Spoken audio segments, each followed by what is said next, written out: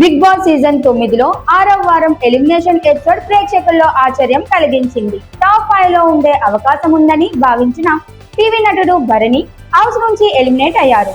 ఆయన తన ఆట కంటే సంబంధాలకు ప్రాధాన్యత ఇచ్చిన తీరు ఈ ఫలితానికి కారణమై ఉండొచ్చని అభిప్రాయాలు వినిపిస్తున్నాయి. తనుజ, దివ్య అనే ఇద్దరు కంటెస్టెంట్లను తన కూతురు, చెల్లెలుగా భావిస్తూ భావోద్వేగాలతో మెలిగిన భరణి తన ఆటను పూర్తిగా అంకితం చేయలేకపోయినట్టు కనిపించింది. దీపావళి ప్రత్యేక ఎపిసోడ్ గా ప్రసారమైన ఆదివారం ఎపిసోడ్ లో ఆటలు, పాటలతో కలిసి హైపర్ ఆది హింట్స్ ఇచ్చిన హాస్య పరిణామాలు జటాధర టీం సందడి చేశారు. చివరికి నాగార్జున 8వ వారానికి నామినేట్ అయిన 6గురు కంటెస్టెంట్లలో ఒక్కొక్కరిని సేవ్ చేస్తూ భరణి మరియు రాములను డేంజర్ జోన్ లో ఉంచారు.